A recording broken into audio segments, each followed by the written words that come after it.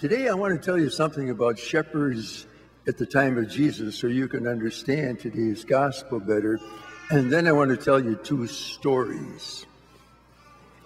When we think about shepherds 2,000 years ago, we might think of a young man tanned by the sun, standing out there in the sunny field, looking over his flock of white, woolly sheep, so peaceful. But that's not the way it really was. Because also in these fields were a lot of very ferocious animals, vicious sometimes in their search for food to survive. And they could be very threatening. Sometimes they were wolves, sometimes even a lion, and they could be very fearsome. All a shepherd had to do in those times, all the shepherd had in those times to defend himself was a staff, maybe a slingshot, and some nearby rocks. Not very much. So being a shepherd could be hazardous to your health. A shepherd took his life in his own hands. That's why the kind of shepherds that Jesus describes in the gospel, who see the wolf coming and say, "I'm out of here," were not uncommon at that time. But what was even more uncommon was a shepherd who would give his life for his sheep.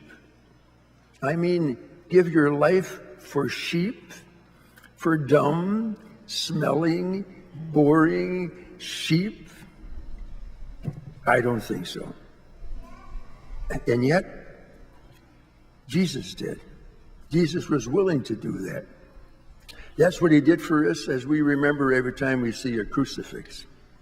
In fact, the image of Jesus as a young shepherd with a lamb on his shoulders is the very first image we find in the catacombs. So you see how far back this beautiful image of Jesus as a good shepherd goes in our faith community. But what about today? What about 2018 years later? Where is our good shepherd when we need him? When we need him on dangerous streets, or even in dangerous homes, or freeways, or neighborhoods, or schools threatened by guns, or even like this morning, restaurants where people are killed. Nations threatened by bombs and terrorist explosions like in Afghanistan this very morning. Where is he today? I think it depends on where you look. I got the story in the mail from Covenant House last week. It's a true story, and it happened when Sister Mary Rose was the president of Covenant House some time ago. One Tuesday morning, dressed in dirty rags, a young girl named Kathy showed up at the door looking for shelter. What was especially strange about Kathy was that she carried with her a little aluminum paint can. It was always with her, whether she ate in the cafeteria, when she went to bed at night, even when she took a shower, that paint can was never far from her. Whenever one of the counselors asked her about it, she would say, "This can is mine, it belongs to me." And she didn't want to talk about it. Sometimes when Sister Mary Rose would pass her room, she'd look in and see Kathy gently rocking back and forth with that can in her arms, sometimes even whispering softly to it.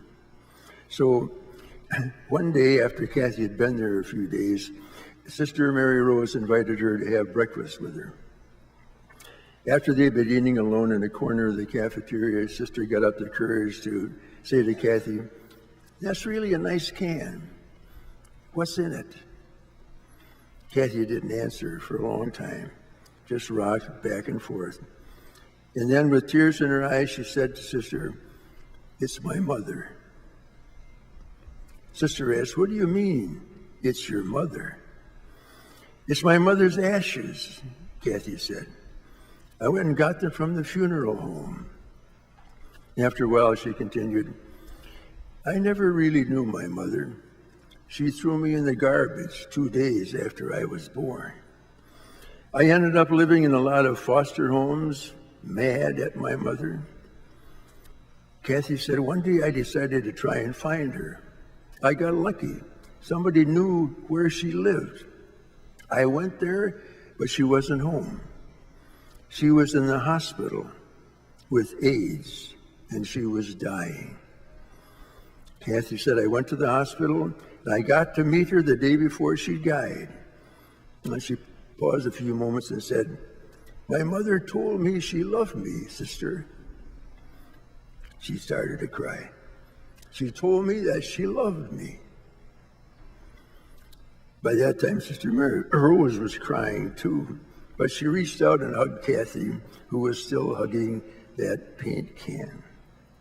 But from then on, Kathy became a part of the family of Covenant House, paint can and all. All because Sister Mary Rose became a good shepherd to her.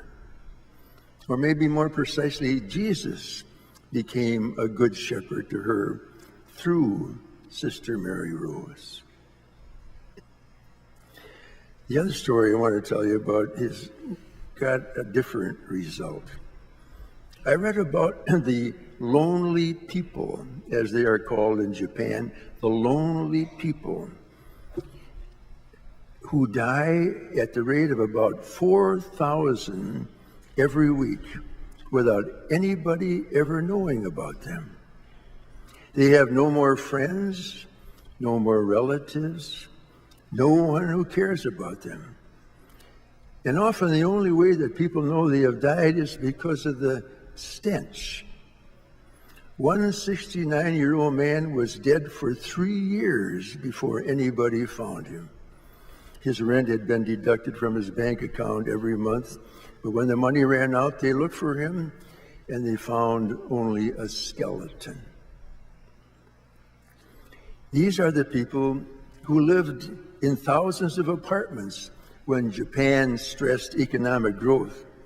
They had families and children, but over the years, the children decreased, the spouses died, and the elderly people were left alone, with nobody seeming to care about them. There's even an industry that has sprung up now to clean up these remains and the apartments there after the bodies have been found. Maybe there's something like those shepherds that Jesus mentioned in the gospel who really don't care about the sheep, only about the money. It's the old story of so many sheep without a shepherd. I think that's one meaning of Good Shepherd Sunday for you and me today. We can be so grateful for a good shepherd who laid down his life for us. But we have to ask ourselves, is there anybody in my life that I should be a good shepherd to? Can we be good shepherds to the people who need us in our own lives, in our own homes, or our work, or streets, or city, or even to be good shepherds to Mother Earth on this Earth Day? When the Good Shepherd comes to nourish us again in this Eucharist, may he walk out the church door with each one of us to help us be good shepherds to others. Amen.